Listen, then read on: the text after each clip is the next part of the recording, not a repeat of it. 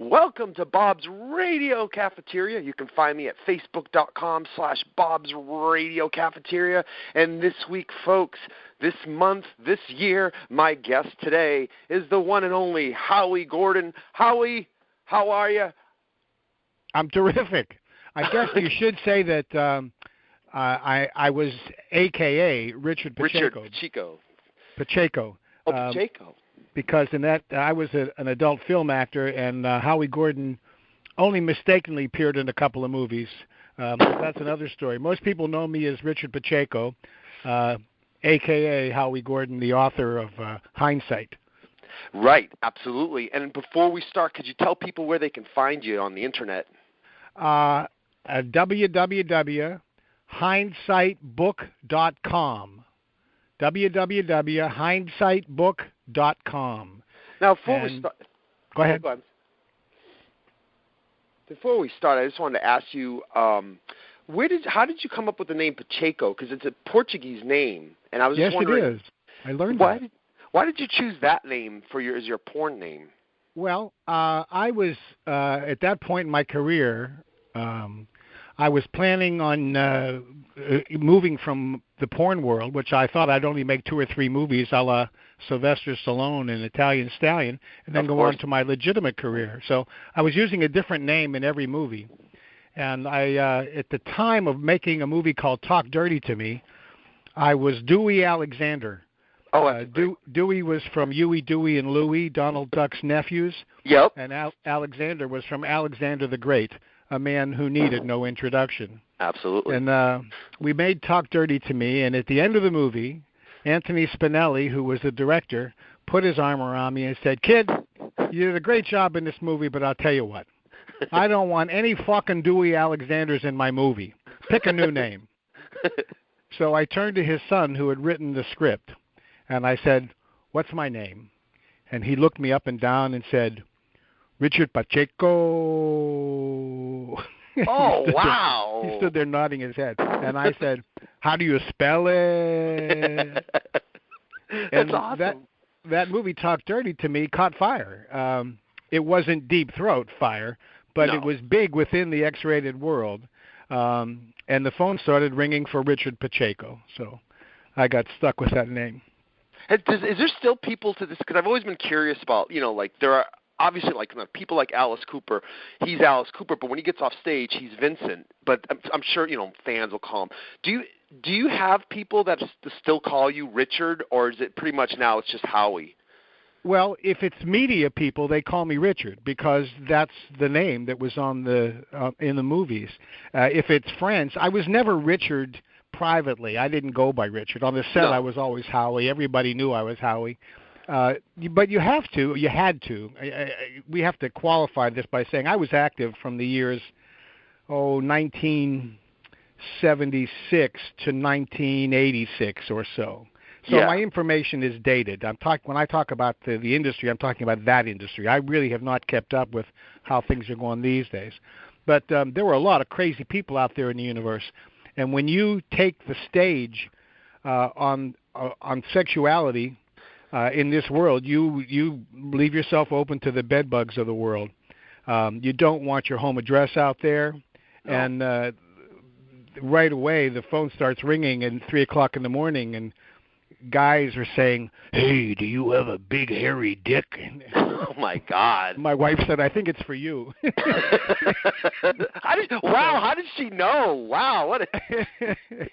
So it's funny. You protect your phone number, you protect your family, you protect your name. Absolutely, and like you said, and especially in the time when you were in the business, because I was reading this thing and it made me laugh so hard. Is because they compared when you were in the business, you guys were like the Negro League. I love that. I love that comparison, because at the time that when you were in the business, it was a time of people being busted. Even though it was making a lot of money in the theaters. That's back when there was the theater days. But you had a lot of support in San Francisco, correct? Wasn't Mayor Feinstein? Wasn't she kind of tolerant of the porn business? You're breaking up on me. I'm not hearing your full questions. I'm sorry. I'm sorry. I'm saying at the time of when you were in the business, there was a lot of, busts and stuff like that.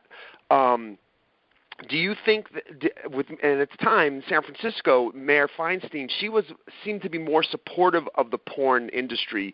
Is that element? I can't speak. Is that true, or is that just hearsay from years of? I don't think she was particularly supportive herself. I don't think she could mount any effective campaign against the industry. Is what the problem was. You had the Mitchell brothers, who other cities didn't have, and the Mitchell brothers were a gathering place for artists, intelligentsia, movie stars, politicians. That was an incredible event that no other city really had, and they would gather there, and including a lot of popular politicians. So if the Mitchell brothers would get any political pressure from anybody who wanted to capitalize on an anti-porn campaign, they would they had a lot of support from the people who had been seen there and photographed there and that kind of stuff. So it's kind of like almost like, okay, if you want to go down that road, well, we've got some information. The Mitchell brothers used to say, I would love to have a fight like that because they had the goods on a lot of powerful people. And the Mitchell brothers building is still there at the corner of O'Farrell and Polk Street, I think, correct? Yeah. Yeah. Again, you're breaking up a lot on me. I'm able to get the gist of some of your questions. If I don't get them, I'll answer what I think you're asking, and if I go off point, interrupt me and let's go at it again. Okay, the other thing I wanted to say is that there were two centers of production during the 70s and 80s, New York and San Francisco. And the only reason San Francisco was a center was because L.A. was very anti-pornographic in terms of what they would allow to be shot in the city limits. And they put a lot of police pressure because all of the companies that shot in San Francisco were from L.A. They would have to load up all of their equipment in trucks and drive up the coast at a large expense to be able to shoot. And then once the movies were shot, they'd go back to L.A. and do all the post-production in L.A. because that didn't involve any performing. And when they were busting people left and right in L.A., which is why they started coming up here. And in San Francisco, the attitude of the gendarme was no harm, no foul. If nobody complained, nobody cared.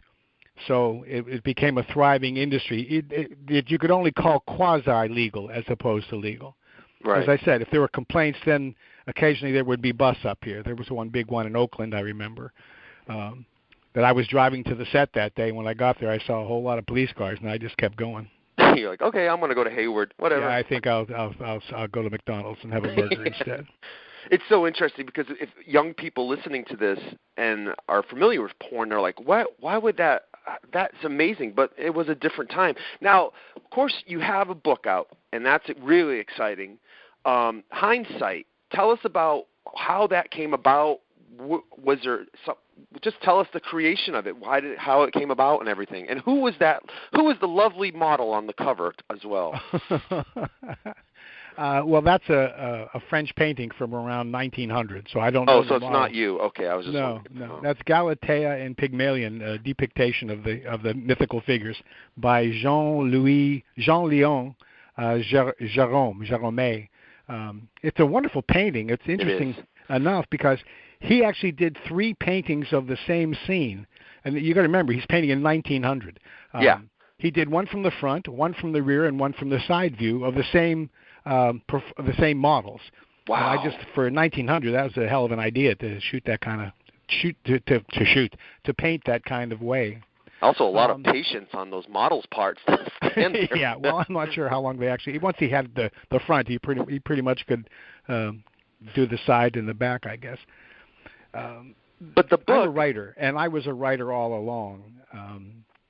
When I did my very first film, I thought it was going to be one and done, and I wrote a piece after that called An Adventure into Every Man's Fantasy, which pretty much is true. What would it like to be a guy in a porn film? Because I was not your big dick thespian. I was somebody who I was an amateur actor. I hadn't ever been professionally trained, and I only had like a normal-sized penis. Most of the guys who were working in porn are hung like horses. So Absolutely. I didn't think it was a profession where I was going to have more than this one experience. But what happened was I happened to come along at a time when they were trying to make movies where they thought if they could do actual films where you just added sex to the movie instead of doing just straight sex scenes, loops, which had been popular before that, you could make more money. So they wanted actors involved. And most actors, people who had been trained, if you got known for being in an X-rated film, you weren't going to get any more work. That was just that. You were just that was shunned. Like a death wish. That was the kiss of death. Excuse me. Yeah. Well, everybody in porn, except for the actors, went on to have straight careers. Porn was a great training ground for all the crew people, but none of the actors. Of course. The only one that's made any noise at all, I guess, would be Jenna Jameson. No, not much. Tracy Not Lord. much. Even that's still just porn. And you get cast as the porn star. You get cast as the whore. I mean, yeah. So even though they got to make some R-rated movies, they weren't very far afield from what they were doing in X. No, exactly. They're not going to be making any Disney films anytime soon. So where did hindsight come from? The fact that I'm a writer, the fact that I have kept diaries since 1965. Wow. And I have meticulous records of my entire career. I'm up right now. I'm up to about volume 160 something. That's incredible. Wow. Yeah, well, a writer writes, so you're right. You're right. Yeah. And the professor, I remember, who wrote that on the blackboard in 1965 at Northwestern University said, "A writer writes, try to live an interesting enough life that it's worth reading what you have to say." I love it. Oh, that's great. Simple and to the point. Bam. So I wrote my first article. Well, I wrote my first article after that first movie, and then I had more movies, and I kept the notes in the journals. And I think I retired for the first time in 1982. I had had a horrible experience with a woman director named Svetlana, who was the worst director I ever had. She was like an improvisational sadist who liked to work her evil magic on actors. She would lie to you and smile at you. When you're director, director is daddy. Director is the head of the family. And when the director's fucking with you, you got no place to hide. There's nowhere. She loved that relationship that and everybody who works for her generally has some horrible things to say about her. Anyway, without getting into that, I ended up coming out of that movie after 10 days in L.A. I also had worked with a woman named Shauna Grant. Do you know that name? Yeah, I do. And she committed suicide, correct? Or she died tragically? Well, we're not sure. The official stance is that she committed suicide. Okay. Unfortunately, there's confusion about that in my mind. I saw her 10 days before she died. And it was at the Erotic Awards in 1984. She was up for many awards. She had been the overnight sensation of the industry. And by the time the awards came, she was actually out of the business. And she was living with a cocaine dealer, a big-time cocaine dealer. And I saw her at the awards, and she invited me up to her room for a drink. And she wanted to introduce me to Francis Ford Coppola.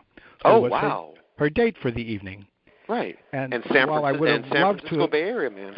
Yeah. While I would have loved to have met Francis Ford Coppola, I didn't think that was the time or place because I didn't think he was in her room to meet me. No.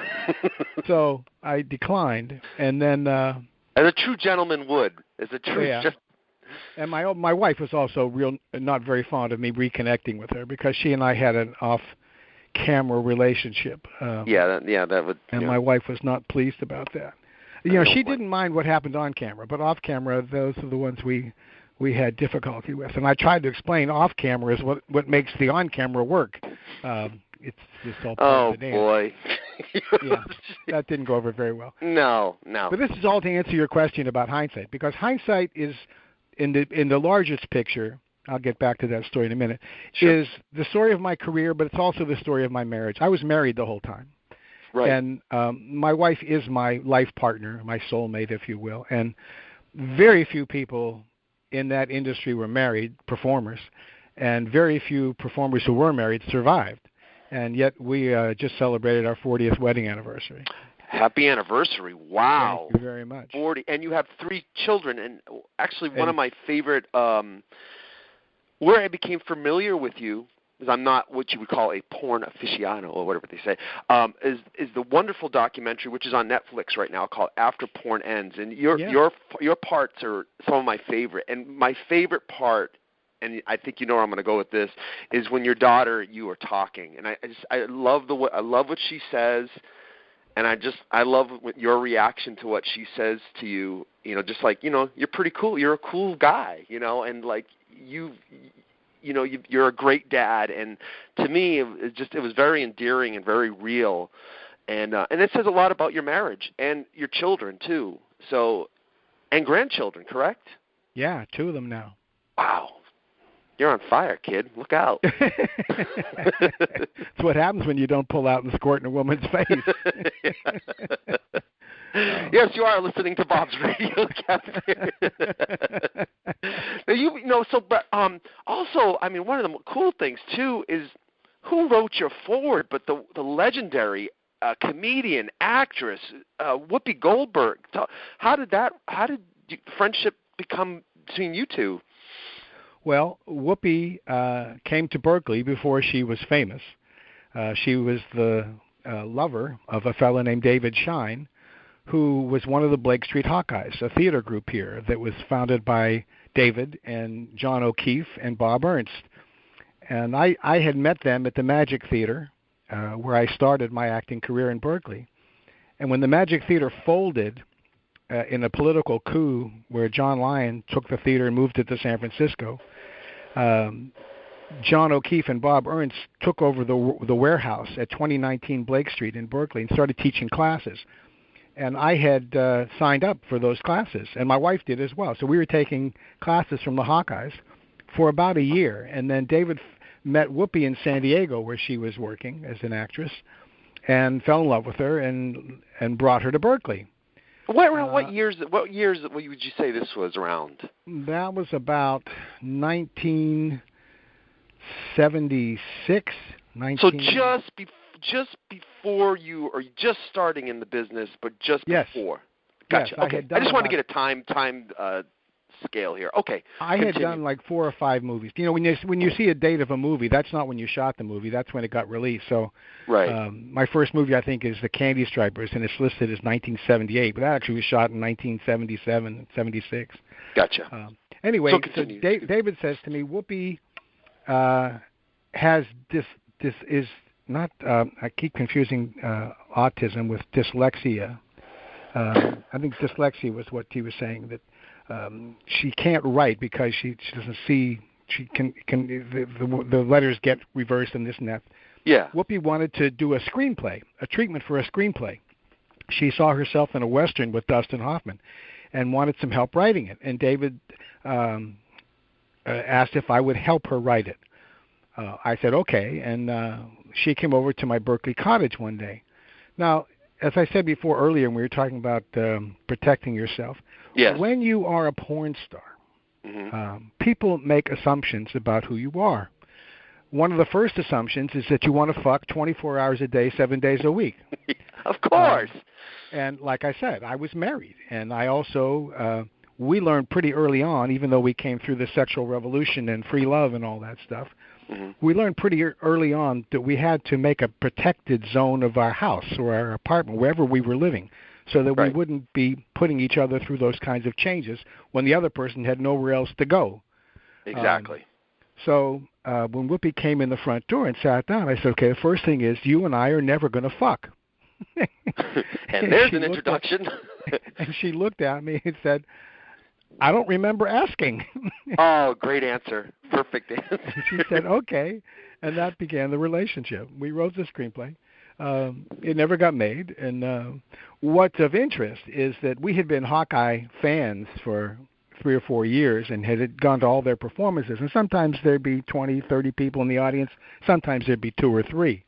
And they'd perform anyway. The Hawkeyes were like the Navy SEALs of acting. These people put in the time every day. They were like from University of Iowa. They were very serious actors. Oh, henceforth the name Hawkeyes. Got it. Yes, right. Got it. So when Whoopi became part of the group, all of a sudden, 50 people were there, 100 people, 150 people. All of a sudden, there were audiences showing up, and that was confusing to them. To the Hawkeyes didn't know what to make of that, and Whoopi talked about always knowing that was her fate, that was going to be there for her when she was ready for it. She had to, I'm sure she talked about this herself, so I don't think I'm talking out of school, but she had issues with drugs and this and that when she was younger, and she had the sense that if she got famous during that era of her life, she wouldn't have survived it. And she would have been like a John Belushi or something like that. Yeah. And while she was doing that part of her life, she kind of just moved around and worked on her craft. And when it all came together, she was doing a one-woman show in Berkeley called The Spook Show. And she took that to New York City, which a lot of Berkeley artists did. There was a PS 147, I think is the place, that showcased new talent in New York. And she went and did the show there, and Mike Nichols happened to see it. And Mike Nichols said, I want to put this on Broadway. And Whoopi literally went from nobody to Bob Hope. There was no in-between. There was no slow rise. She went from welfare and to the penthouse. And that was astonishing to watch. No, she deserved it. She's a very, very talented actor, actress, and very funny comedian. And people, and human being. What's really the most astonishing thing to me about Whoopi is how she's grown into the part. I mean, like I said, this was a welfare mother who now sits down with presidents, and she's really grown into it. It's a pleasure and a great joy to see how she's handling all this stuff. She's just an incredible human being. She's cool. She's actually, a lot of people try to pretend they're cool, and she just seems super cool. She seems really super cool. Like someone, if you saw her, hi, how are you doing? How are you? That's what it seems like to me. So what, you contacted her and said, hey, would you mind doing a forward to my book? Yeah, exactly. She said, sure. I said, thank you. It's great.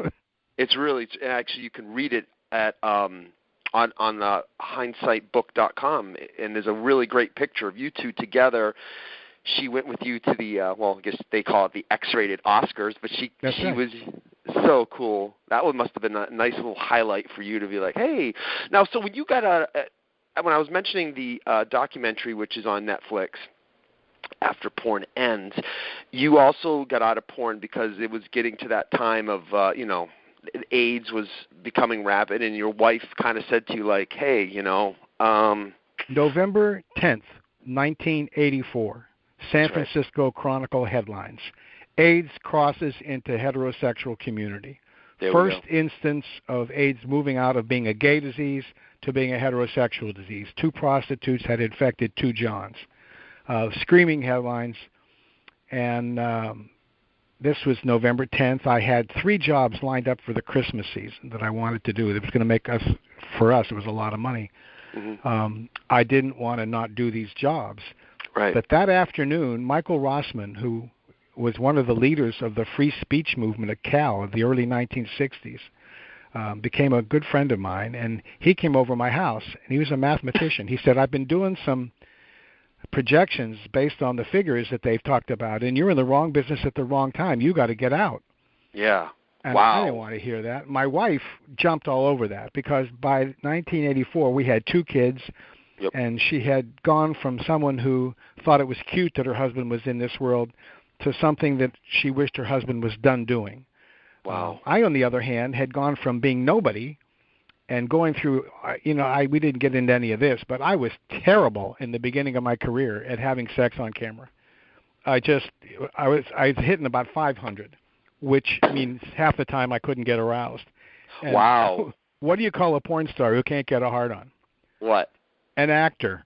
Oh, ladies and gentlemen, for your listening pleasure, a pornography joke told by a former porn actor himself. Yay! The only reason I was tolerated, as I said before, is because I could act, and they were trying to make movies. So eventually, I did learn how to do it, but that's a whole other story. I think people liked you because you seem like generally a really super cool guy and a likable person. So I think thank you, sir.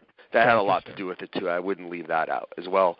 And so 1984 was like, I'm at the top of my career now. I'm making $1,000 a day.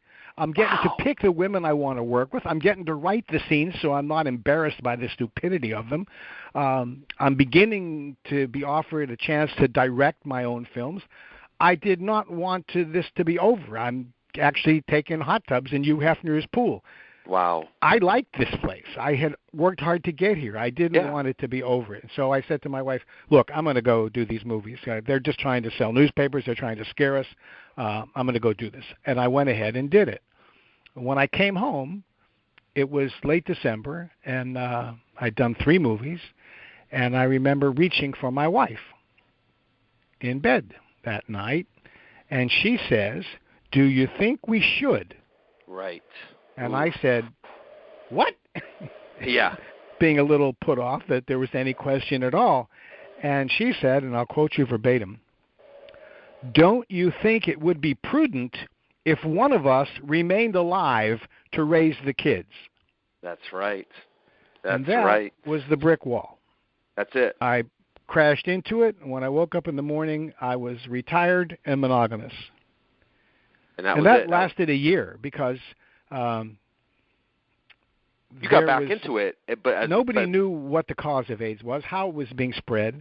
There was all kind of fear and rumors going on about mosquitoes bite you, suck your blood, and then bite somebody else, and it's a blood-borne disease, and nobody knew what the fuck was up. So just for the younger listeners out there that were around at the time, in the early '80s, the mid '80s, AIDS was beyond, and it was such a scare. It was, and like you just said, nobody knows. And then all of course these ridiculous rumors.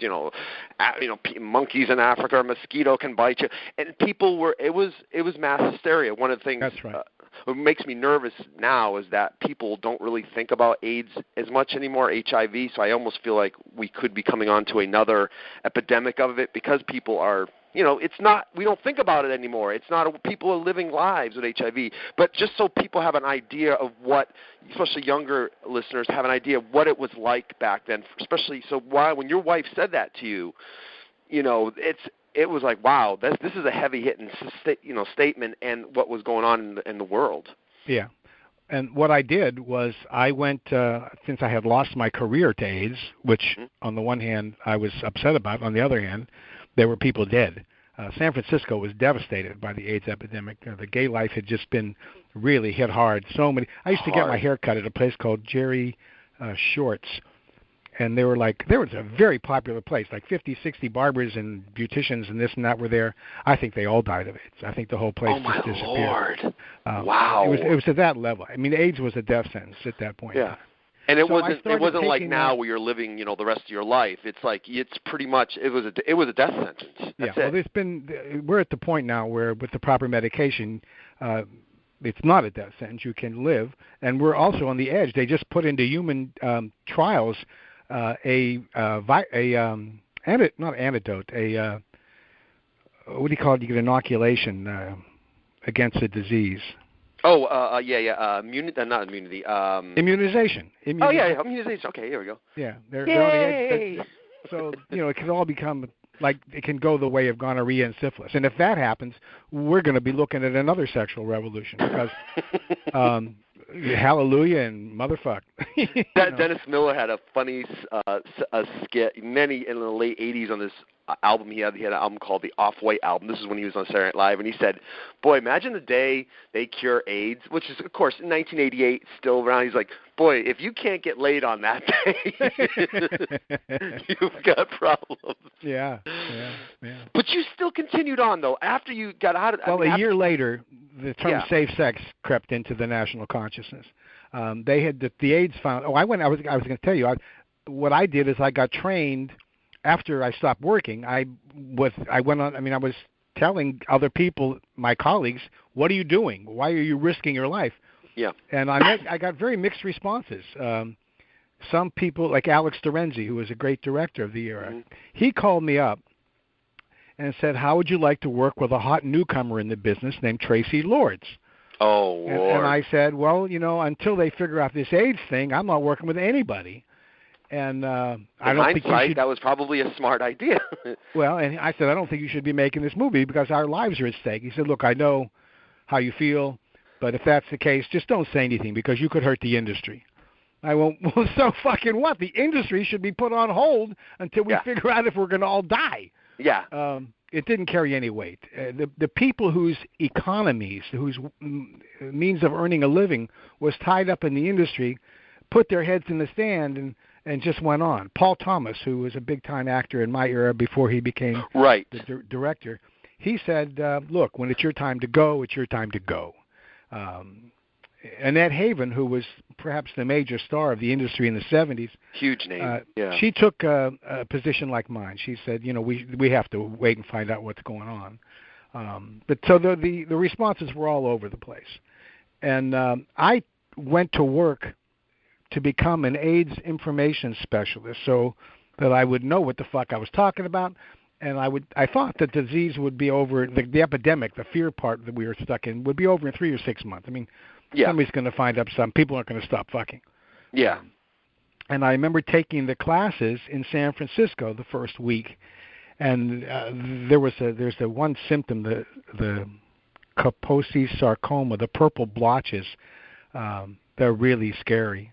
You get these huge purple blotches all over your body. Ooh. And a lot of the people who were teaching the AIDS information classes were AIDS sufferers. So they had those blotches on them? Yeah, a lot of them did. And wow. What was scary to me was some of the people who taught the classes the first week were dead the second. Oh, my Lord. And in my house, you were in San Francisco, though. You were in San Francisco. No, I was in Berkeley. You were in Berkeley. Yeah. So what I'm saying is that in my home, I have a 2-year-old and a 1-year-old. Right. Or a 3 and a 1, they're 2 years apart. And I'm going over there, and nobody knew what was communicating the disease. So I don't know if being in the same room with these people, I'm exposing myself. If you hug somebody, are you exposing yourself? If you shake hands, if you kiss, nobody fucking knew. And the fear level was so high. Yep. And then when these people were like dead the next week, it was all too crazy. I didn't know what I was bringing in the front door to my kids, so I bailed. I couldn't handle the pressure there. After 2 weeks of that, I just went, no, I'm not doing this anymore. It's too much. It's too much stress. And plus, again, and that's when I wrote the first book. That's when I started writing Hindsight. I wrote the first version. Interesting. I retired and started writing the book. And I'm really glad that I didn't get that published. And the reason is because everybody who's in that business, when they sit down to write their memoirs, and most of us do, the first thing you write always sounds like this.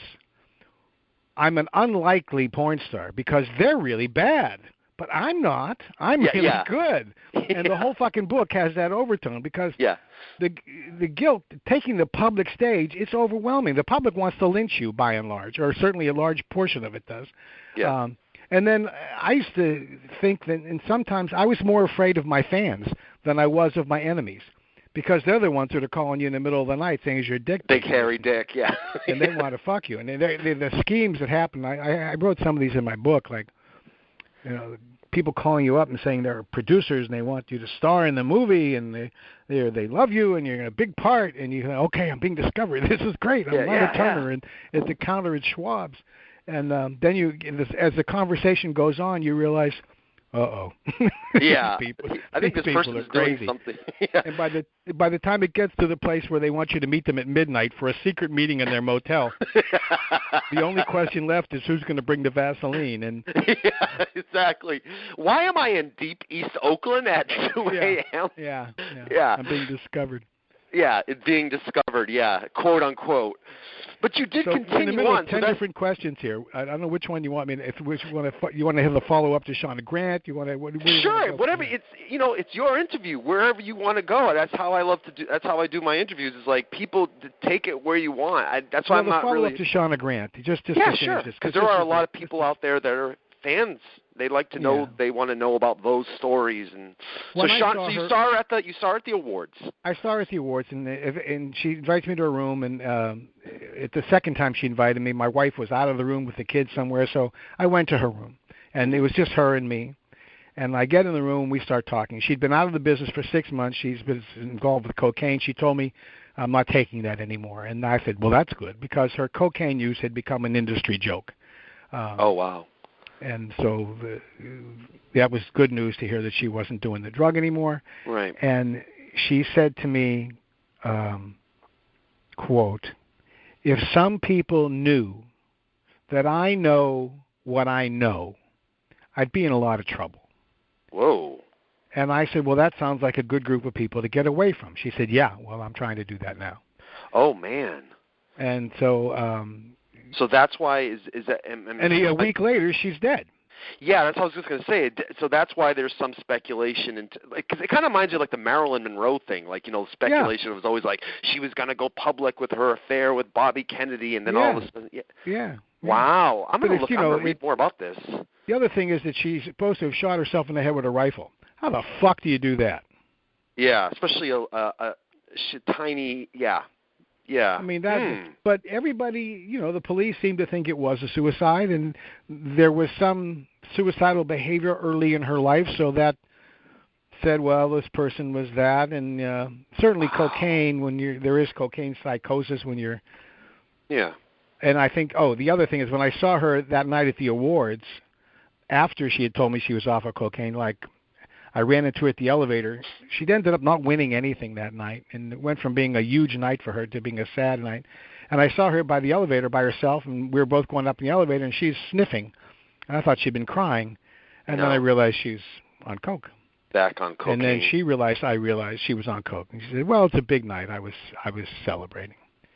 So she indeed wasn't off of coke, and yeah. It's a fair assumption to say that. I mean, when you were in the industry, cocaine and drugs was rampant on the sets, correct? Or is that an unfair assumption? Well, yes and no.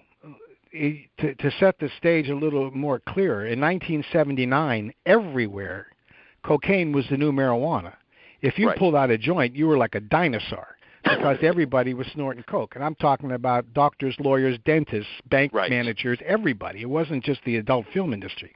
Right. And why I hesitate to say that the drug use, when I snort cocaine, when I did, and I had my share of that time, in my mind, I'm red hot.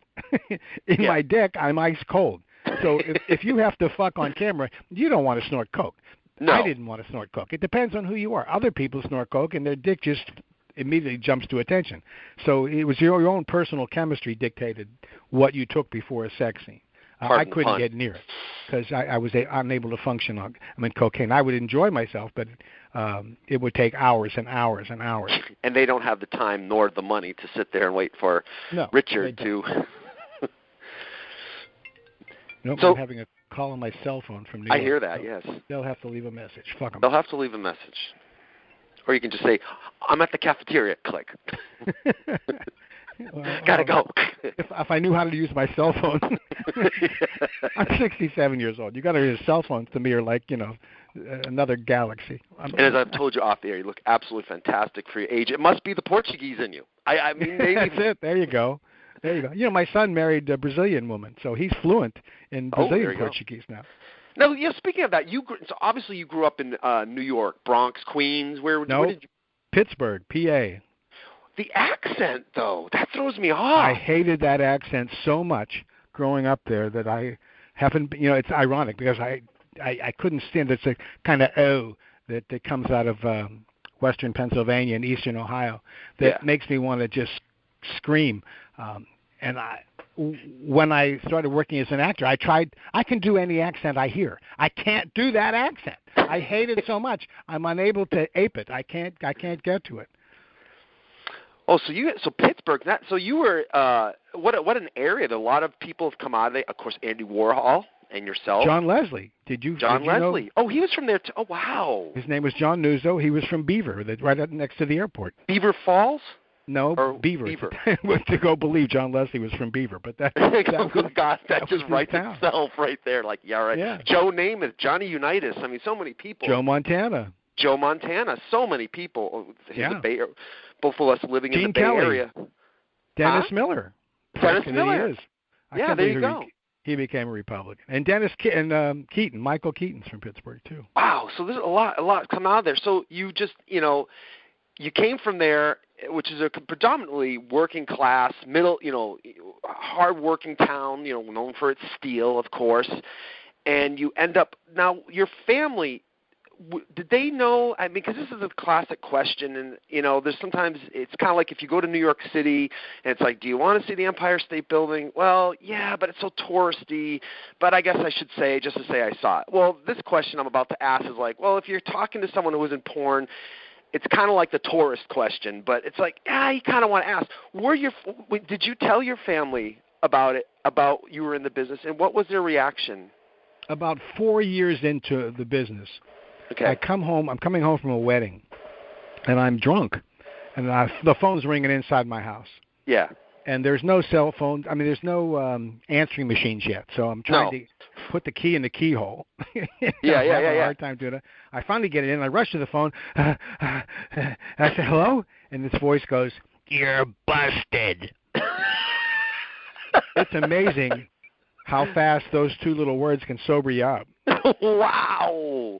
But there was something in the voice that was not right. Yeah. And I said, is this Jimmy? And he said, Cousin Burton saw you in a porno film and told your parents. Oh, no. So it was my cousin Jimmy calling me from Pittsburgh. And I'm going, well, if I'm getting busted, how does Cousin Jimmy know? And why is he calling me from Pittsburgh? Yeah, exactly. And then I realized it was about Cousin Burton. Okay. Cousin Burton was a lawyer for Valium. And he worked in Washington, D.C. The drug Valium. Yes, he was a lawyer in the Valium empire. And he had taken the afternoon off, and at that point there was no home video. All the X-rated movies played in theaters. Film, yes. Yeah. Yeah, so he went to the movie theater and saw me in my very first film. Oh, my Lord. And he jumped up, Candy Stripers. Yeah. He got in his car, drove all the way out to Maryland, picked up his wife, and drove her back downtown to D.C. into the porno theater and said, is that Cousin Howard? Is that him? Is that him? And she said, yes, that's Cousin Howard. Oh, my God, that's amazing. So Cousin Burton calls my parents. He's going to tell on me. Oh, Jesus. I was 32 years old. I'm telling on your parents, Mr. 32-year-old. I haven't been home in 14 years, and he's telling on me. Yeah. When he calls my parents, they're not home. Nobody answers the phone. So he calls his mother, my Aunt Lil, and he says, I just saw Cousin Howard in the porno film. And Aunt Lil, his mother, says, oh, well, don't call his parents and tell him. Now, the reason she said that was because Aunt Lil once took my mother to see Last Tango in Paris. Oh, Marlon Brando. Do you know this movie? Of course, Marlon Brando. That's a classic. And the butter scene. Come on. Yeah, that's it. When Marlon Brando started putting butter in Maria Schneider's asshole, my mother grabbed Aunt Lil and made her leave the theater. So Aunt Lil didn't think my mother wanted to hear this news about her youngest son. No. And she made Burton promise not to tell my parents. Because obviously if she can't handle butter in the anus, she's not going to handle Howie in porn. Yeah, exactly.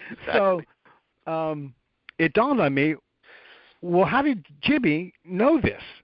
Because this was Cousin Burton and his mother. And I said, did Burton tell you this? And he said, no, Aunt Kitty told me. And well, if Aunt Kitty knows, that meant that Uncle Manny knew, and Uncle Chink knew because that was Lil's husband, and that meant that everybody in the family knew. But Jimmy says to me, but don't worry, they all promised not to tell your parents. Oh, my Lord. Okay, so now I'm imagining the next bar mitzvah, and my parents, everybody's pointing at my parents and snickering behind their back. Yeah, like, oh, there's Howie. Oh, hi, Howie. So I got to call home and tell them because they got to hear it from me and not from them. Yeah, because it would be worse if it was the other. Yeah.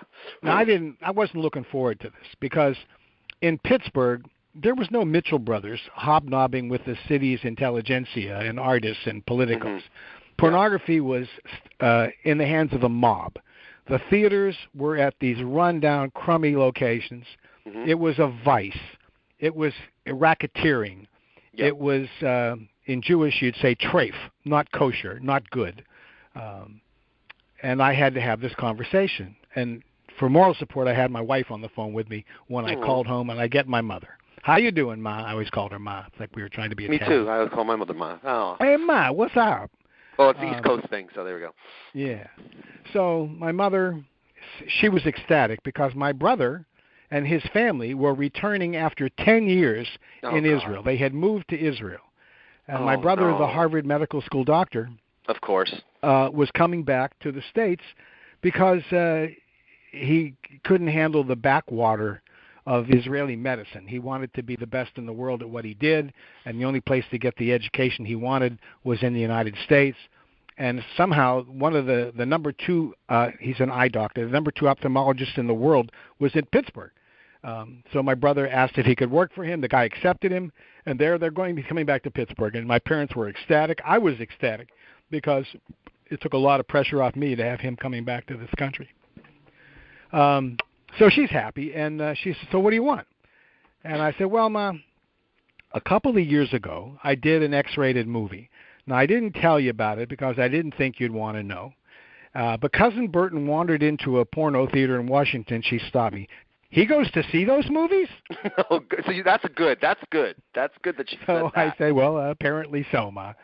And then he he told Aunt Lil, why didn't he call you? My mother asked. I said, well, that's a really good question, Ma. I don't know why. And she said, so that's your news?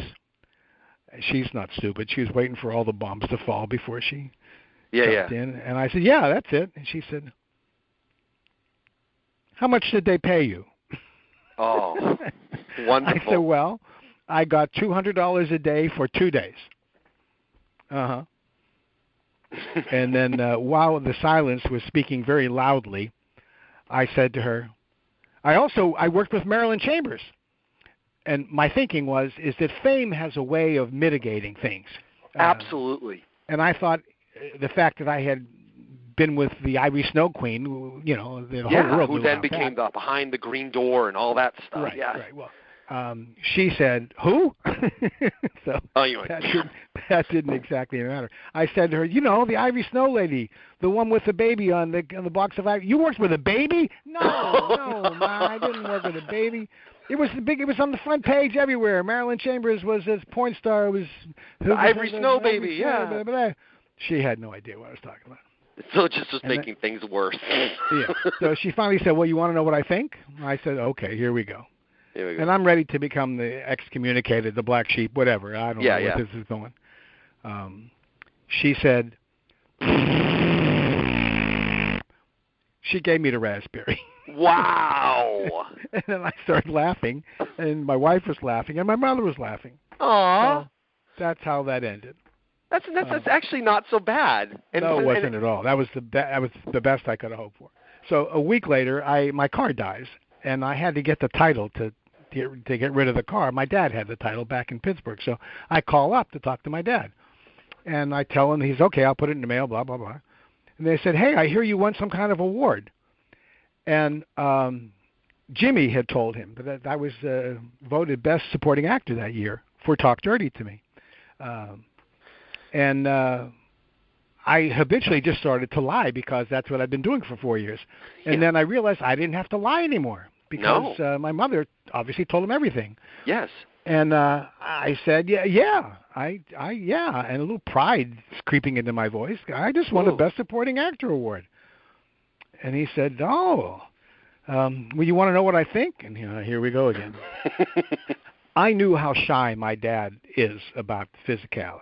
Of course, I didn't get the lecture until I was 18 years old. This is the first time he ever said anything to me. Yeah. And then I was already involved in the world, and and he's telling me just use protection. He never told me from what, but that turned out to be another conversation. You mean bug spray when I go around mosquitoes? What I don't understand. The Mafia dental plan. The Mafia dental plan is do what you're told and we won't knock your fucking teeth out. That'd be a great name for a book, a movie, or a band. The Mafia Dental Plan. I love it. You can have it. Just give me credit for it. I will, of course. All right. So, but he was obviously, so that made everything a lot.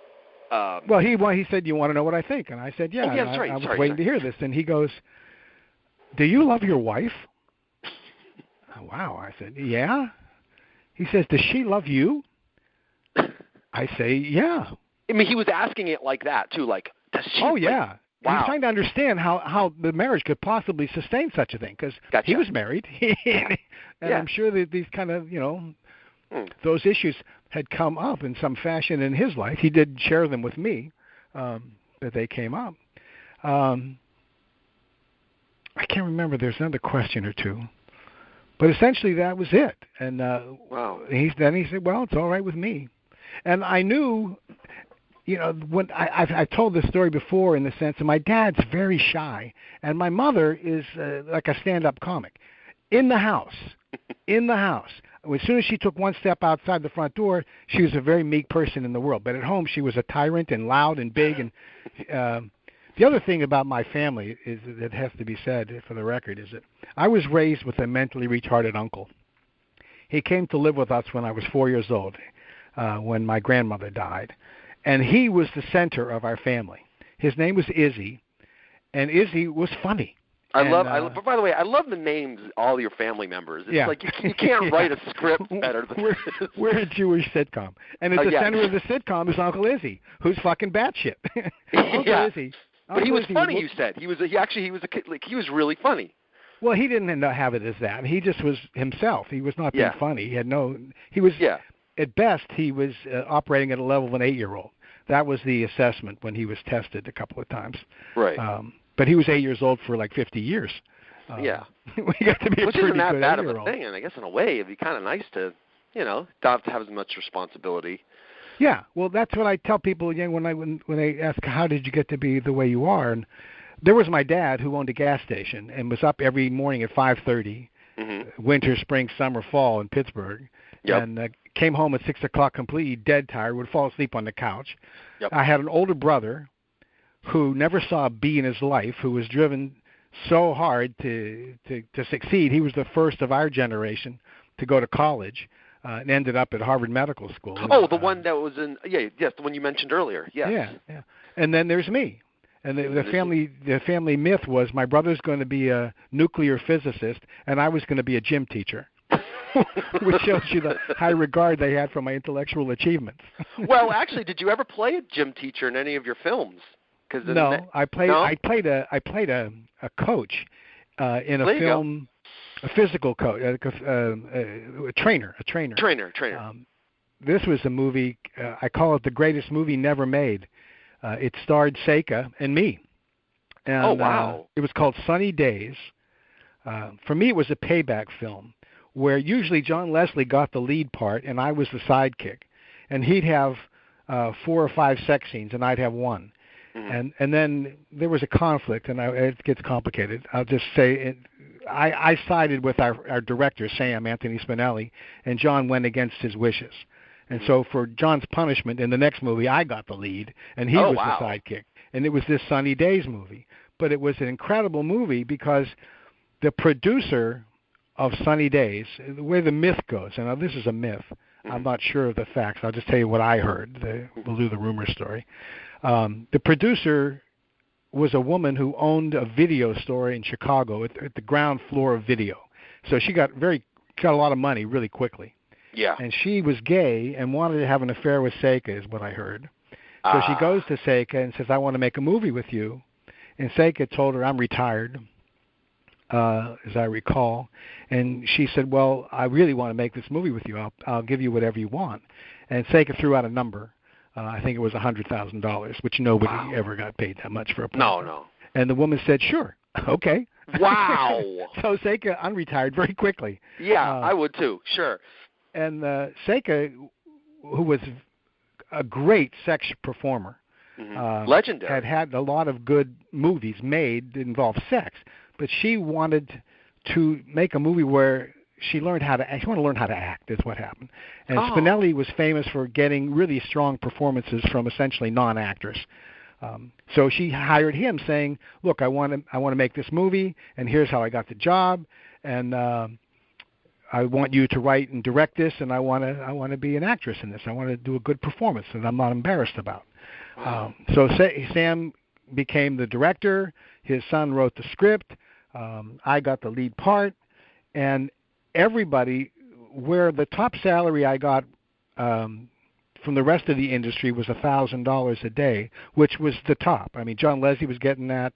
Jamie Gillis was getting that. John Holmes, all those guys. John Holmes was another category because he was the only male who was box office by himself. That's right. Okay. For all the obvious reasons. And I don't know how he handled his finances, but he was well managed, and he was, and like Marilyn Chambers, they were like separate categories from everybody else. Those are the two biggest names. So I got what did I get for them? I think I got $1,500 a day. Not bad. Not bad, you know. Especially at the time. I mean, Jesus. Yeah, that was great. So I had 12 days worth of work in that. So this was a huge paying movie. We all did the best work we ever did. We shot on location in Chicago. We had police protection. This was just like the grown-up stuff. This was real stuff. Wow. And then when the movie was finished, they took the production back to L.A. to make a rough cut. Yeah. And this producer from Chicago came to L.A. and began to see the porn industry and meet other people in the industry. And she realized she overpaid everybody. Oh, no. Seriously overpaid everybody. $100,000, yeah.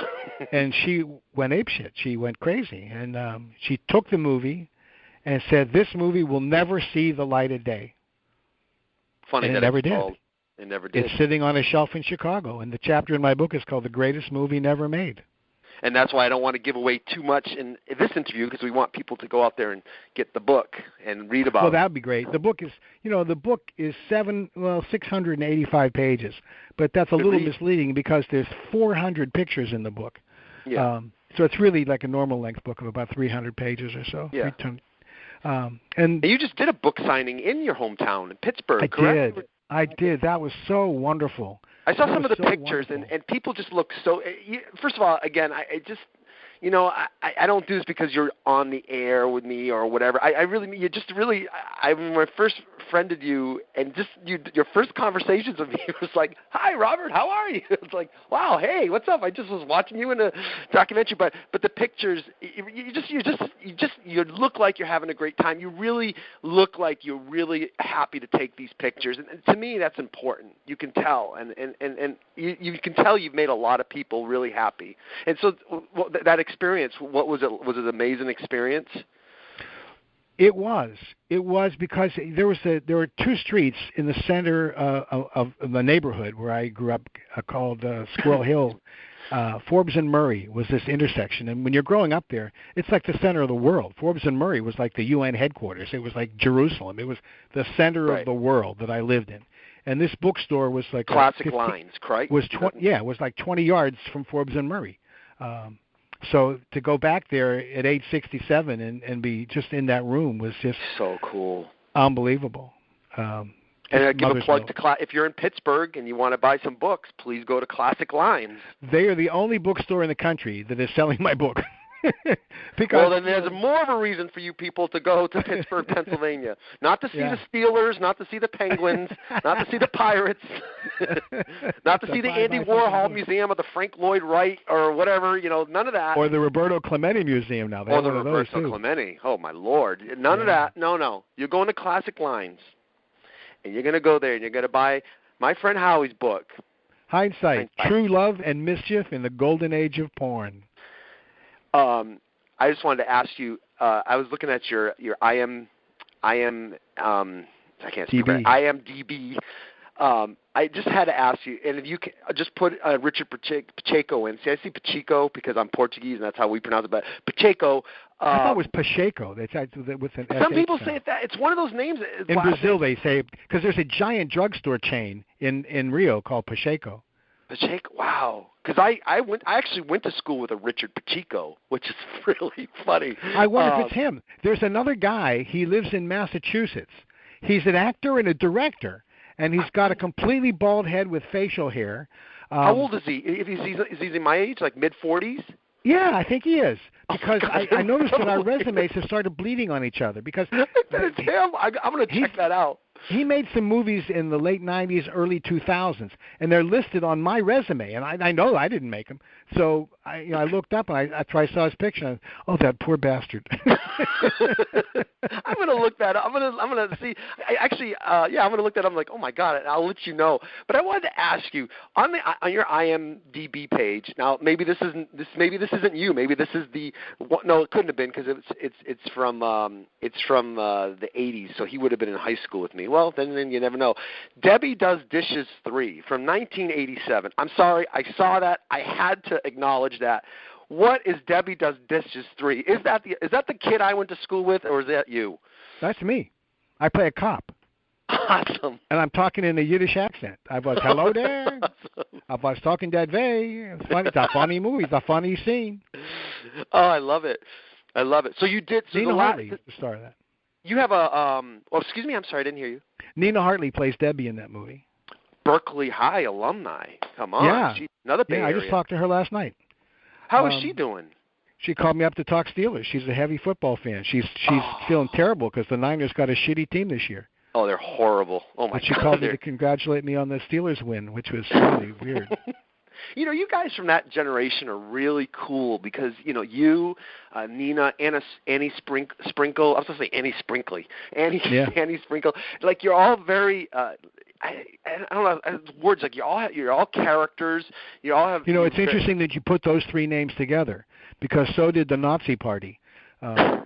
About 15 years ago, they were writing. There was a fan directed me to their website, and there they were talking about me and Annie and Nina as examples of degenerate Judaism. And gross! When you have the fucking Nazis on your tail, that'll get your attention. I don't know if to congratulate you or to be worried. Oh, it freaked me out. It freaked me out. That's gross. It freaked me out. I have to tell you.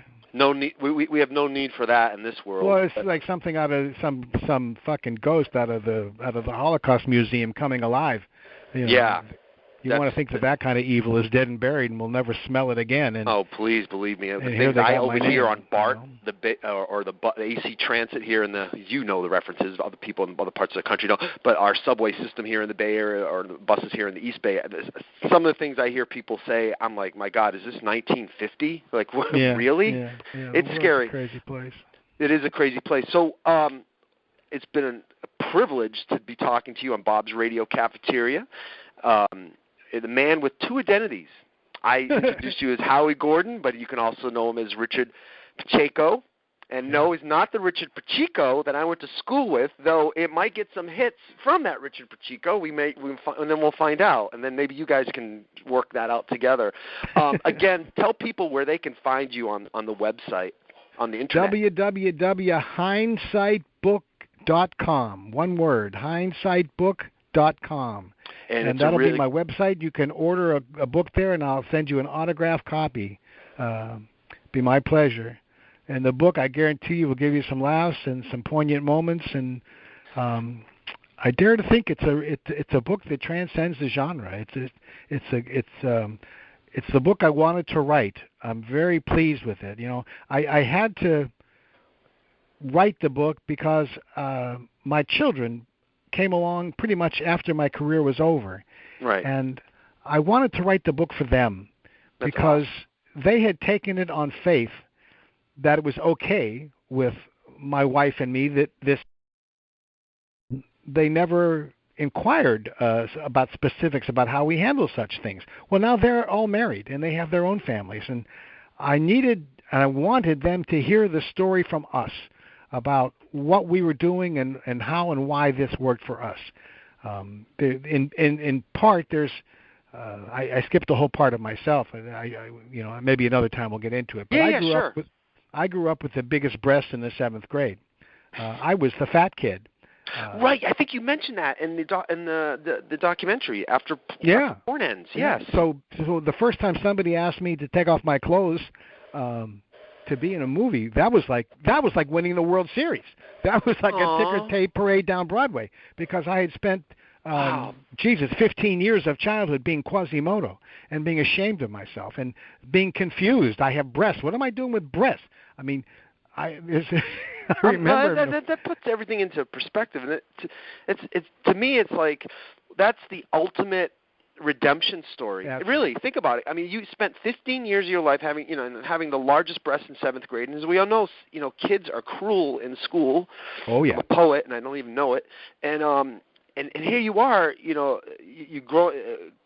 Good-looking dude becomes one of the top stars in the industry, and I almost forgot to mention, great segue. 1978 or 79, you were the Playgirl Man of the Year. Yeah, go Howie. Man of the Month. I mean, centerfold in 78, November of 78, Mr. November, and then I won Man of the Year for 79, and they kept me on for an extra 6 months because it was good for business. I could walk and chew gum at the same time, and I wasn't gay, which a lot of those guys were, and they were trying to pretend that they weren't. Yeah, and you actually were married and didn't have kids yet, but and there's the ultimate redemption. I mean, it reminds me of a story. I remember once watching a video, and my mother used to talk about this. Is that one of her favorite moments on the Tonight Show was when Janis Joplin was on. And when she was in high school in Texas, she was picked on. She was like, but when she went back for her high school reunion after she became famous, and she said that was the ultimate story of like, yeah, look at me now. And there you are, the kid that was picked on and was overweight, and there you are, Playgirl Man of the Year. Yeah, it was fun. How do you like me now? It's kind of like, how do you like them apples?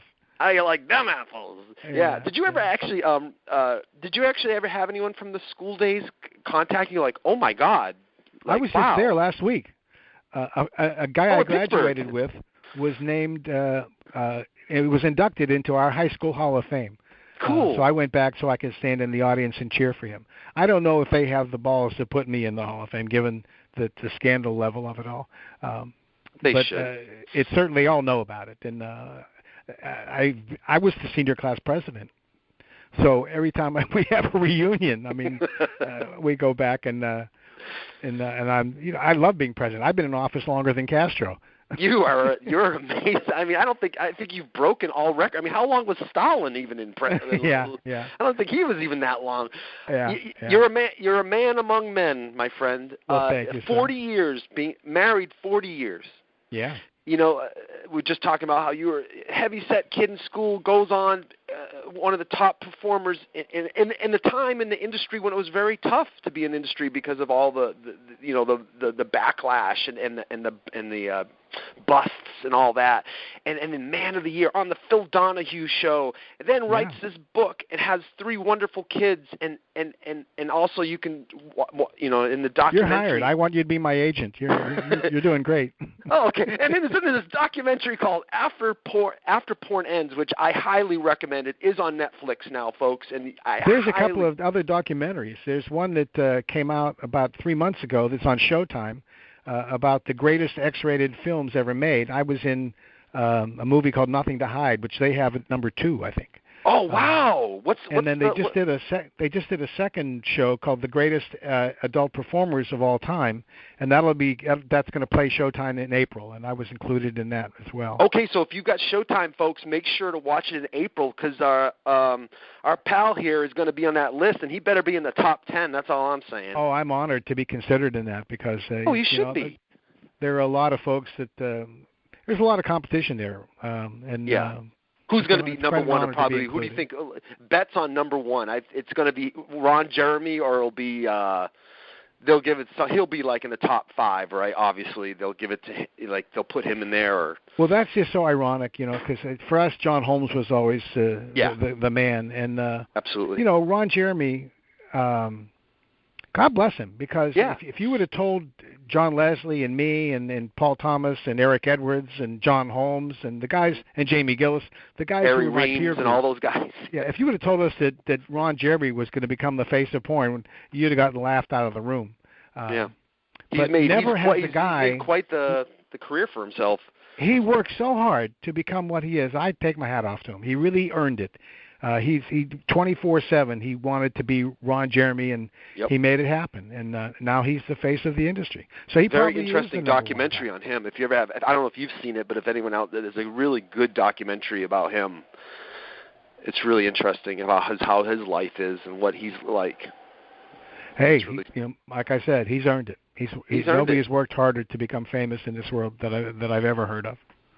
Well, I'm still glad that you're around. I'm so glad that you've been on my show. It's been an honor and a privilege. You are beyond what I thought you'd be. I knew you were going to be super cool, but you are very articulate. You're awesome, and I really appreciate it. And anyone that comes on my show, I appreciate it. It's an honor, and it just get to know people, and that's part of what I do here at Bob's Radio Cafeteria. I always like people to know more about the person. It's like, a lot of the stuff we know, but there's other stuff I want people to know. And, of course, there's always an invitation. You're always welcome back at the cafeteria anytime. So that's an open lifetime invitation. So you're now you're like the Berkeley Free Clinic. Once you get in, you're in there for life. I've been there. Oh, me too. So there you go. Well, listen, when you're coming to Berkeley sometime, let's have a cup of coffee. I would. Oh, that would be great. That would be awesome. And you have to see my house. I think you'll enjoy my house. From the documentary After Porn Ends, the toys, the things you're making in that little thing. Because I collect toys, so I want to see these things. I would love it. I give Barbie dolls nipples and vaginas, and I give Ken dolls penises. You have to see these, folks. They're hanging from my ceiling. You've got to see these to believe. You can see it in the documentary. You got to see these to believe it. The man, Howie, you're all over the place. You're so talented. You write, you create. Like I said, you're the best agent I've ever had. You're doing great. Thank you so much. And so that does it for this edition of Bob's Radio Cafeteria. You can find me Facebook.com/Bob's Radio Cafeteria or YouTube.com/The Clarences. And Richard, you can find, of course, with his book Hindsight, you can find it hindsightbook.com. And one last time, Howie, Richard, Howie, however you want to be said, I'll call you Howie. Thank you so much, and I hope you have a great day. You too, pal. Bye-bye. Bye-bye.